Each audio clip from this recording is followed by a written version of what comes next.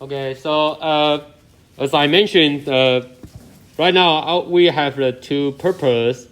The first one, we wondering to know what's the magnitude of the pressure force. And the second is where is the location of the CP point. Okay, so before that, I want to input the slide to introduce how can we determine the centroid point. Okay, so centroid point also we call that the center of the area. Okay, the center of the area. Okay, so you can see the definition is quite simple. You have the centroid point for the x values. Okay, and it will equal to the integrations of all the sub areas multiply the x, and then finally divided the total area, so we can determine where is the centroid point for this geometry. Okay, so and later we will use the idea based on these equations to do some applications. Okay, so let's go to see our problems. A little bit complicated, but the idea is quite simple. So first, we know that we have our target particle, which just submerge into the fluid. Okay, and then we project our particle into the AB line here. So we will have the AB line here. And then if you take a look, the AB line can extend to have the cross point, with the liquid surface. So we have the point here is the cross point, and we use this point is O, the point O. Okay, and then you can define your coordinate of your systems. So right now we have the coordinate along this direction, we call that the x directions, and along these directions we call that the y directions. Okay, so you can see some important informations. The first one, we should define where is our centroid point, and where is our center of the pressure point, the CP point. And then if you pick up the 2 points, you can have the coordinate with the y directions. We call that the y bar. The y bar is the y distance for the centroid point. And then we can have the yCP here. It's the distance for the centroid, the CP point. Okay, so this is our reference. X directions. Okay, this is our reference x directions. So the idea, the first we need to determine how large the magnitude of the net pressure force. Okay, and we call that is the FP. So the first we should deal this problem with the integration operator, because we know that the pressures are not uniform distributions. Okay, if you go into deeper part, your pressure will larger. But if you are located at the shallow part, the pressure will smaller. Okay, so we should deal the problem with the integrations. So we integrate all the pressure distributions, multiply the A sub areas, and integrate the values for all areas. And then we will have the net pressure force. And based on the pressure, the hydrostatic equation, we know that the pressure for every site, we know the gamma is the specific weight for the fluid. And if we know the the elevation we have. And we use the minus because we always know that the elevation increase, the pressure will decrease. So that's why there is the minus. And how can we know the Z? So you can see there is the incline angle, is the alpha angle. So we submerge the particle with the cross angle with the liquid surface is the alpha. So the Z directions is the along this direction is the Z directions. Okay, but usually we only know the Y length, right? We only know the Y length. So the Y should be projected into the vertical directions. So how can we determine the Z?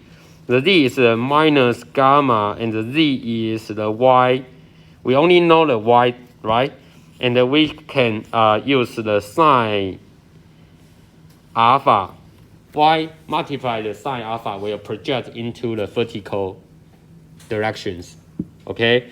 So we know that the P pressures is equal to the minus gamma multiply the Y sine alpha. Okay? The Y sine alpha. So if you put the pressure go back into the net pressure force, so we can refine the FP will equal to the integration along the A total area, and then right now the pressure is a minus gamma Y, and because we already changed the Y downward is the positive. So right now this is we have the positive sign in here. So we rewrite. We have the gamma Y and the sine alpha multiply the dA. Okay, and then we know that the gamma and can take outside. Because the gamma, we assume the fluid is constant density. So we take the gamma outside, and finally we can rewrite the FP, and the alpha angle didn't change. So the gamma sine alpha, and the inside we only have the Y dA. Okay, we only have the Y dA. And based on the centroid point definition, we know that the Y centroid point will equal to the integrate all the Y dA, finally divided the total area. Okay, so we know that the integrate the Y dA will finally equal to the Y bar multiply A. Y bar multiply A. So you put all the number inside, finally you know that the FP will equal to the gamma Y bar sine alpha multiply total area. And the item here, this item is the pressures at the elevations of the centroid point. This is the pressures at the elevations of the centroid point. Okay, so finally you know that the P bar multiplied by the total area will equal to the net pressure force. So I just write down some sentence in here. The hydrostatic force Fp on any shape, you can have the rectangular or round or elliptical shape, is given by the product of the total areas and the pressure at the elevation of the centroid. So you need to know where is your centroid point, and then you can decide it for the centroid point here, okay, and how the depth in here. This is the centroid point, the elevation changes. And because the elevation changes is going deeper part, so the pressure will increase. So here we have the positive pressure increase. Okay, and then you have the Z bar, and you just know that the gamma Z bar, and we will have the pressure bar. Okay, this is the pressure at the elevation of the centroid point. And you should know the total area in here. You have the total area in here. So you multiply the total area, you will have the P bar multiply total area. You will have the resulted the hydrostatic pressure force. Okay, so the first question we already answered is the Fp will equal to the pressure at the elevation of the centroid point multiply the total area. Okay, so the second questions we would like to answer, where is the location of the CP point? Where is the location of the CP point? So the idea is, if we already know the Fp, so this is our Fp force, but we don't know the YCP locations. We don't know the YCP locations. Okay, but we will know this is the Fp. Okay, so we know that the YCP multiply the Fp.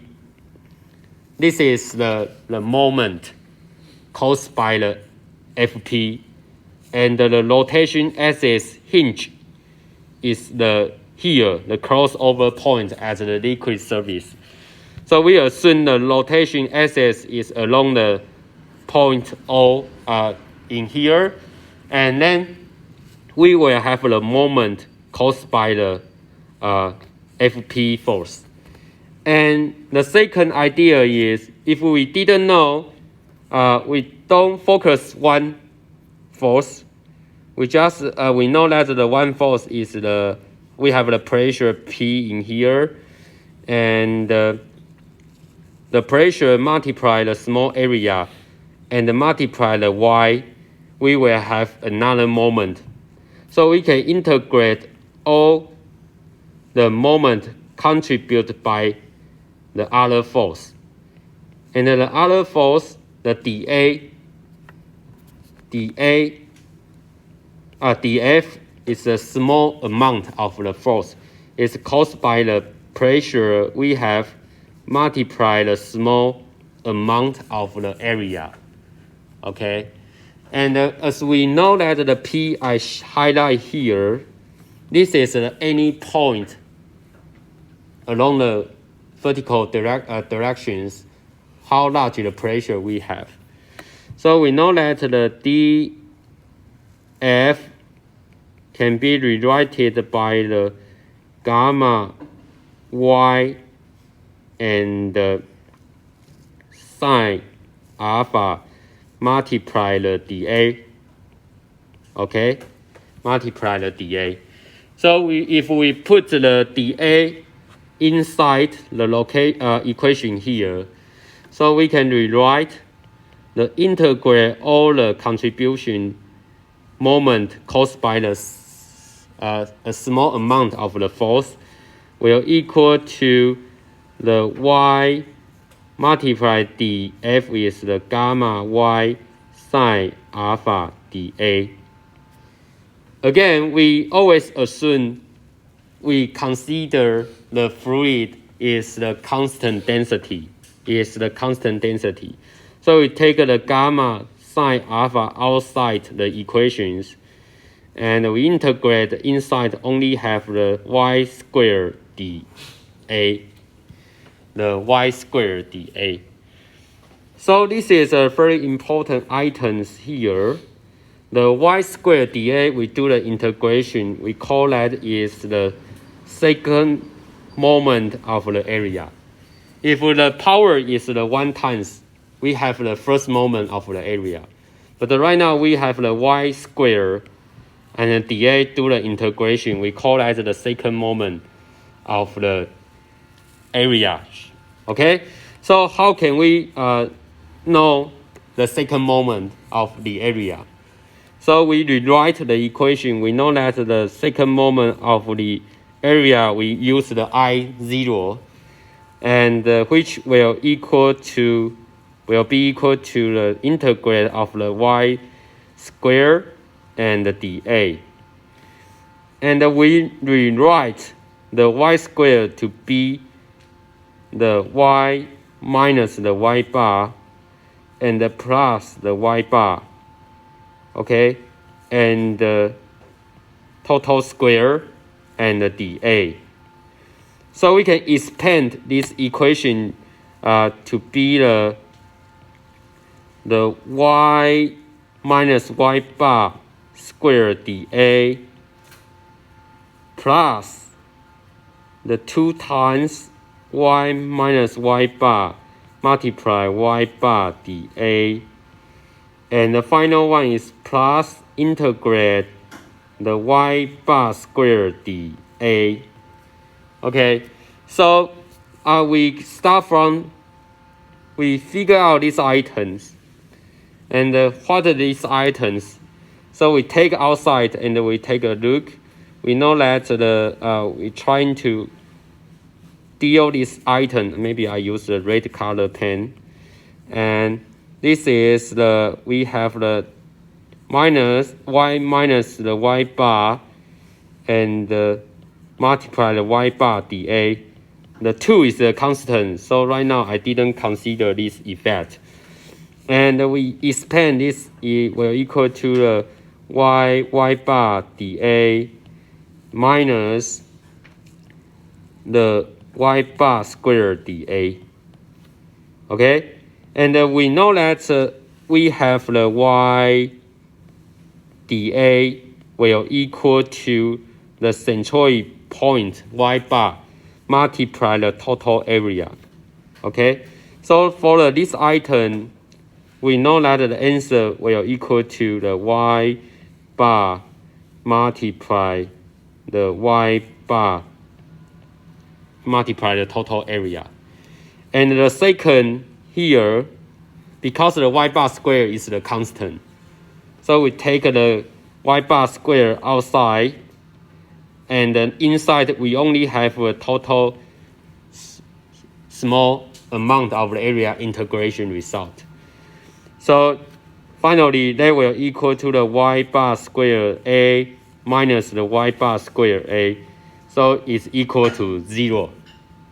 So in that case, we don't have the this item. This is a 0. So finally, we only have the I0 will only remain the item is the y minus y bar squared dA plus the y bar square and multiply the A, right? This is the final items. And the first one, the first item showing here, this one, we call that, we can replace this one to be the I bar and plus the y bar square multiply A. And this item, we call that is the second moment, but the rotation axis is along the centroid point. Okay, it's along the centroid point. So this is, I know that the I bar here, if I define the I bar, is also the second moment. But right now the rotation axis is along the centroid point, okay? It's along the centroid point. Okay, so we can replace the final. So we know that the item in here is the I bar plus the y bar square multiply A.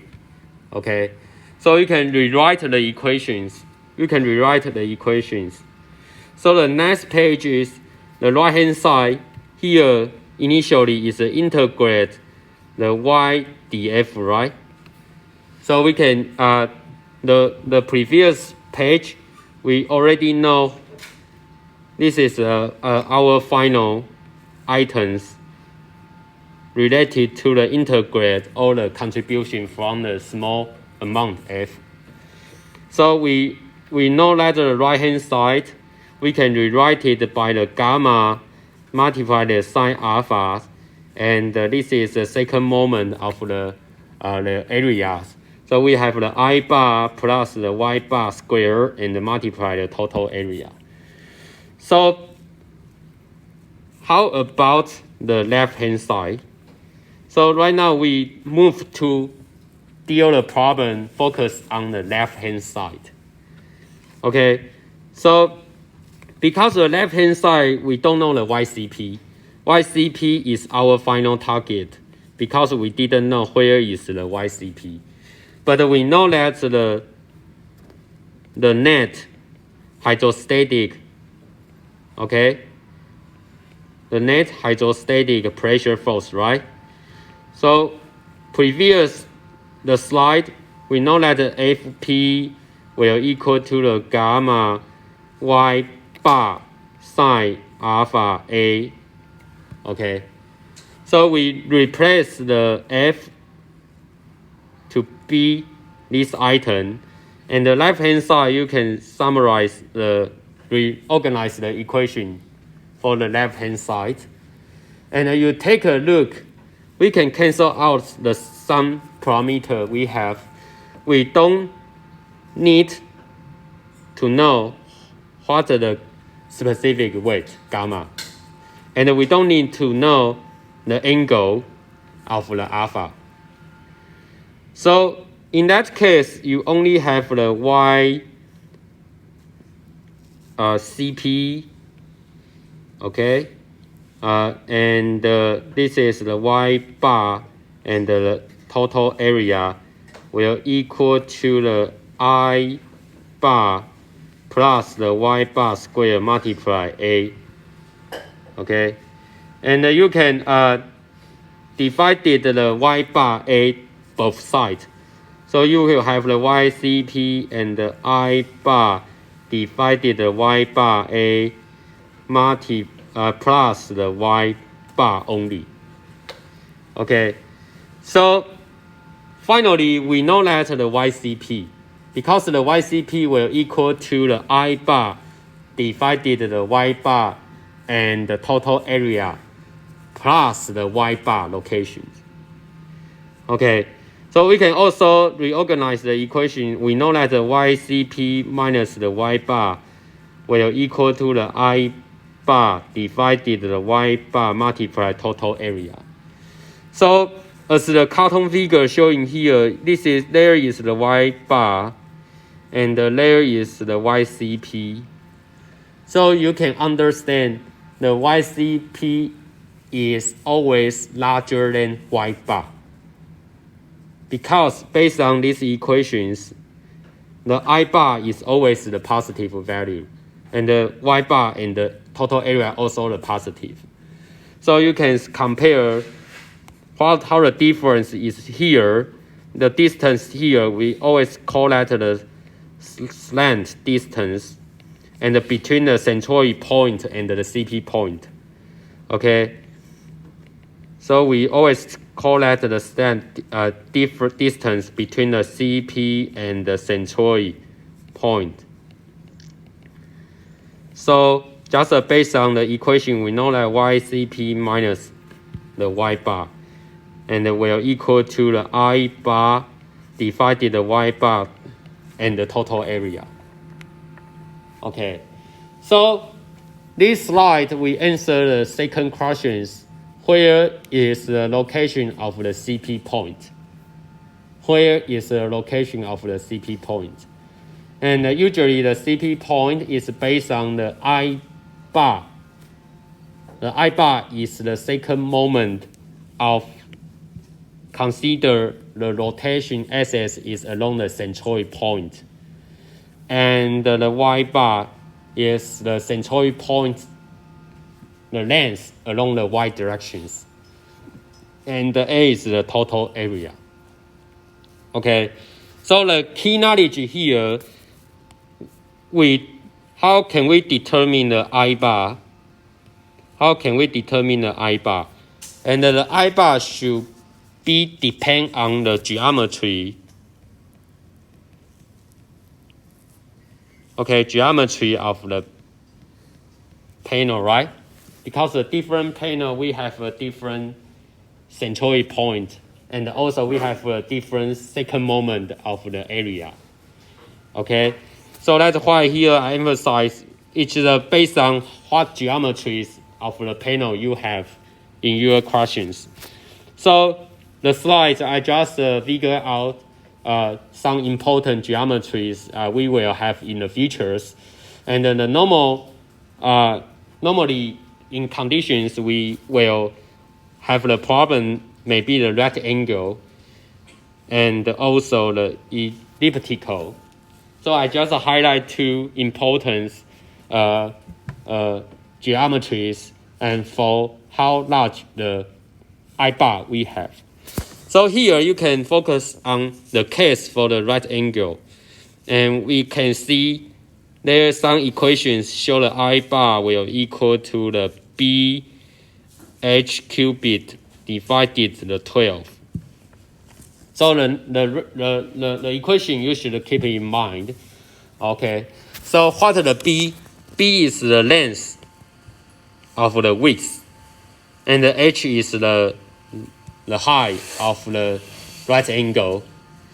But the question is here, the reason why the B, the power is 1, but the H, the power is cubed. How can we know which one is the power 1? Which one is the power cubed? So this is very important for our problems. Sometimes we consider the moment for the rotation problem, right? So you should define what is your rotating axis. As in case here, we show the rotation axis is along the x directions. So the x directions is our rotating axis. And you can see the B length here, the directions is parallel to rotating axis. So you should figure out which dimensions is parallel to the rotating axis. So in that case, the B length, the directions is parallel to a rotating axis. That's the reason why we use the power 1 for the B, because the B length directions is parallel to a rotating axis. And then the other parameter, the height, with the cubed power. Okay, so which one parameter we will apply the power 1? That's because the direction is parallel to the rotating axis. Okay, so the same ideas if we focus on the elliptical here, and again we have a rotating axis is here along the x. So you see the definitions for the I bar for the elliptical shape. The ratio is 4 over pi a cubed and the b power 1. That's because the b directions here is the parallel to the rotating axis. So here we use the power 1. But the other parameter along the a directions, we use the power cubed. Okay, so the two equations you should keep in mind. And the second, you should determine which parameter is power 1, which parameter is power cubed. It depends on the rotation axis directions. If your length directions is parallel to the rotating axis, we use the power 1. Okay, so this is a very important idea when we meet the problems, and we should compute the I bar based on different geometry panel, but which one should be used the power 1 and which one use the cubed power. You should figure out which directions is the rotating axis. Okay, so maybe a little bit complicated, but later we will have the exercise, and you will know how can we apply the equation showing here. So also quick summarize again, and the two important equations, and we call that the panel equations. And as I mentioned, the first one, you should know the net force, right? You should know the net force. So this is, you should determine the FP first. And the second, you should know the location of the CP point. So just based on the second equation here, you know that the YCP minus the Y bar will equal to the I bar divided the Y bar in the total area. And the two equations, if you would like to apply in your problems, you should check some assumptions. So there are four assumptions. The first one, again, your fluid is a constant density, okay? And the second, we consider the hydrostatic condition. It's fine, because we consider the hydrostatic condition, so we know that the pressure distributions. And then we always assume as the free surface is zero gauge pressure. Okay, as our previous problem, if we expose on atmospheres, and then we don't have the gauge pressures. Okay, if we touch the atmosphere, and then we don't have the gauge pressure. So it's we well know. And usually we assume our panel is symmetry. Our panel is a symmetry. And then we can consider the rotating axis. Where is your rotating axis? Okay. And one thing I would like to emphasize, you can, when you compute the Y bar or the YCP, the starting point is here. Okay. As I derived the equation on the previous slide, we will extend the directions with the point cross over the liquid surface. So when we say the Y bar or the YCP, the starting point always start from the crossover point on the liquid surface. And the previous slide, we call that the point is O. Okay? So if you wondering, discuss with the how length of the Y bar or YCP, the starting point always put on the liquid surface. Okay, so it's a very important idea. Okay, so I guess even though I talk too much, but you don't know how can we apply the two equations showing here. So that's here we move to one exercise. Okay, we just step by step to calculate the answer for this exercise, and you will know how to apply the panel equations in our problem. Okay, so first, what is our target? Our target is elliptical gate. It just cover the end of a pipe is 4 meters in diameter. Okay, so we have the pipe here. This is our pipe. And we have the one normal force. So we have the normal force. This is our normal force. And the normal force, F, is required to open the gate. So you need to overcome the pressures caused by the liquid weight, right? And you apply the force here, and the force should be overcome the pressure liquid weight, and you can open the gate. So the problem is quite simple. How large force is required to open gate? How large the pressure, the force is required to open the gate? Okay, so for this problem, we should first define the extent length. As I mentioned, you need to have the extent length, okay, in here. So our starting point, as I mentioned, this is a crossover point with the liquid surface, and we call that is the O point. Okay, so we can know along these directions, this is our y directions. So we can define the y bar or yCp along these directions.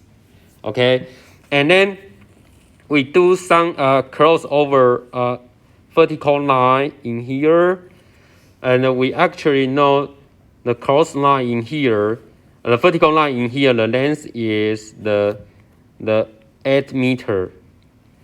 Okay, because we know that the water depth, this is 8 meters. So again, you will know how the length in here in these directions, because you can figure out this is the 4 meter and this is the 5. So if there is the 8, the length in here should be the 10 meter, right? This is twice times you compare the different triangle, the shape. So there is the 4 and there is the 8. So we know that here is the 5. So there should be the 10. Okay, just twice times of the length. Okay, so right now we're wondering to point out 2 points. The 1 point black circle here.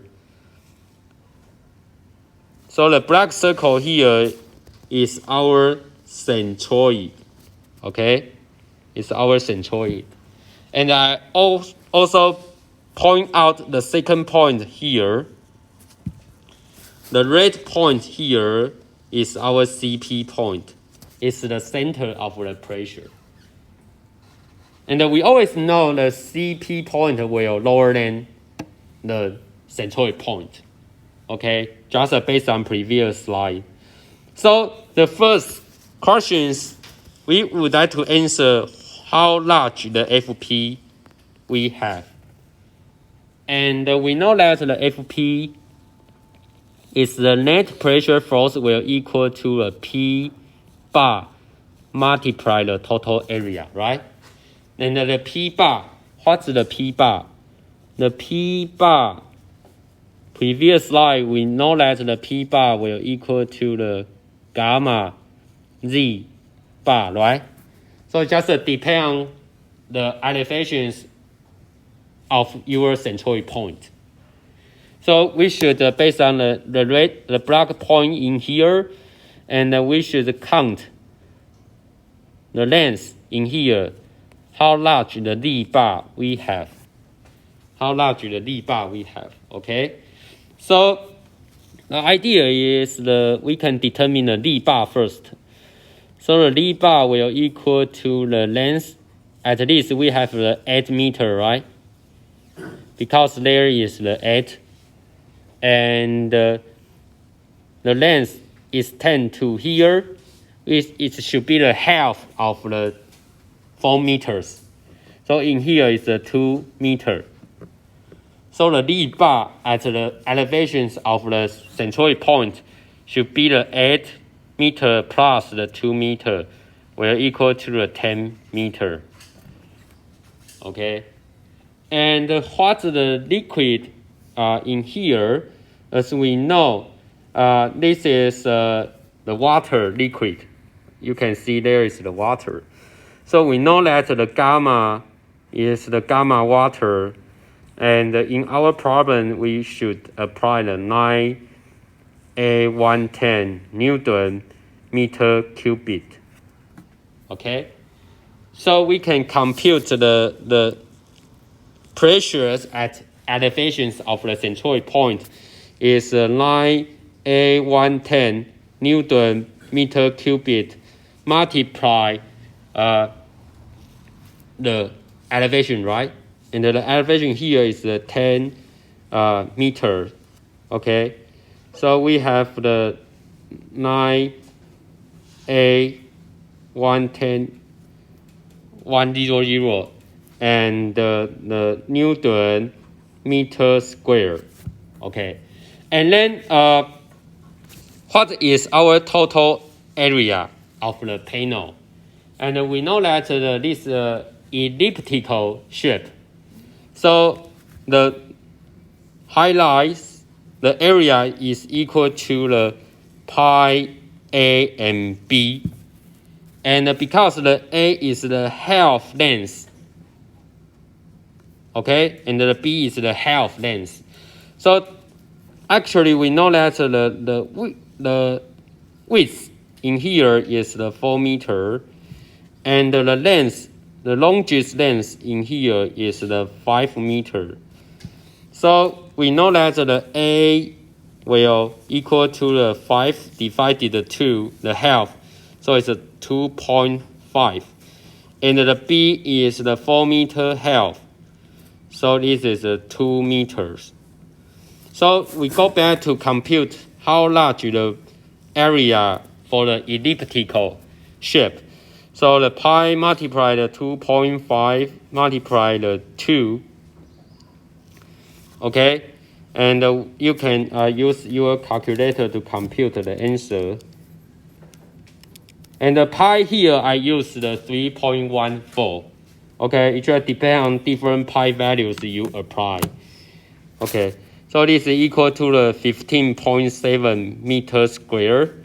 And finally, we can compute the FP is equal to the P bar multiply total area. So it's 9A100 Newton meter square, and multiply the 15.7 meters square. Okay, so you can compute the answer you have. It's around the 1540 and 170 Newton. Okay, so I first compute the FP. Okay, and the second, I would like to compute where is the location of the CP, right? Where is the location of the CP values? So as you know that the along these directions, oh sorry, it's not a straight line. Along these directions, okay, start from the point 0, point O. This is the Y bar. And another directions, okay, is from here. Okay, I change the color. This length we call that is the YCP. So we should determine where is the CP value. As the previous slide, we know that the YCP, if minus the Y bar, will equal to the I bar divided the total area and the Y bar, right? So now we should understand how large the Y bar first. How large the Y bar first. So as we can take the Y bar length from the figures, you know that there is 10, and the Y bar is the centroid point. So here should be the 2.5, okay? So I know that the length of the Y bar is the 10 meter plus the 2.5 meter. So the Y bar is the 12.5 meter length. So that's what I emphasize. If you would like to compute the Y bar, the starting point should be at the liquid surface. So you can count the Y bar from the liquid surface to your centroid point locations. And the second, how large the I bar we have. Okay, how large the I bar we have. And as we know, the I bar is for the elliptical shape. So there are some equations we have is all equal to the 4 pi A B. And right now I don't write down the powers for the A and the B, because as I mentioned, first you should understand what is your rotating axis. So in our problem, the rotating axis is along hinge directions. So it's into the papers. Into the papers. And into the paper, the direction is the B directions. Okay? The direction is along the B directions. Because the long axis direction is along this direction, okay? So the rotating axis is parallel to the B directions. So because the B parallel to the B directions, so the power in here, I use the 1. So that means the A is the qubit power. Okay? So for the questions, you should identify what is your rotating axis. For this problem, we wondering to open the gauge. So the rotating axis is into the paper, right? It's into the paper. Okay. So we have a number and we just put inside. So the 4 over 3.14 and multiply the A is 2.5 and the B is 2. Okay. So we compute the A is the qubit power and the 2 is the 1 power. So you can compute the answer is I check from my calculator. And the I bar is equal to 24.53 and the unit should be the meter 4 powers. Because we have a meter qubit multiplied the meter, so it's a meter 4 powers. So we have the all information, so we can go back to compute the YCP minus the Y bar will equal to the I bar is the 24.53 meter 4 powers. Divided the total area is the 15.7 meters square. And the Y bar right now is 12.5 meters. Okay, so you can compute the final answers by yourself. So I double check the answers. So the length difference is 0.125 meter. Okay, that means right now our problem, this is our elliptical. This is our elliptical gauge. And we have the centroid point in here. And we have the YCP in here. So what the value I compute here, there's a difference is 0.125 meter. And right now we have the hinge. This is our hinge point, and we have additional force required to open the gauge, right? But right now we have the certain FP. This is our net pressure force acting on this point. And how about the length in here? We call that the L. So we have the third questions. We wondering to compute how large F required. And we just use the moment balance idea. Okay, we wondering to have a moment balance idea. So the L length is equal to the 2.5, right? And multiply plus the 0.125. Okay, this is our length. So the momentum will balance, so that means the FP, the pressure net force, multiply the L will equal to the F, it's the required force to open the gate, but the length in here is the 5 meter, right? So we need to have multiply the 5 meter. Okay, so the final force is required will equal to the FP multiply the length L is 2.5 meter plus the 0.125 Okay, divided the 5 meter. So you can put all the values inside the equations, and then you will have the final answers. Okay, so the FP in here is 1,540,170 multiply. Here is 2.625 meter, and divided the 5. Okay, so I use my calculator to check the answer, and divided the 5. Okay, that is almost 808.6 kilonewton. Okay, so this is our final answers. Totally, we have the 3 steps. The first step, we should identify how large the net pressure force we have. Okay, it just depends on where is your centroid point. And you have a centroid point depth, and you can compute the hydrostatic pressure. And the second, where is your location CP?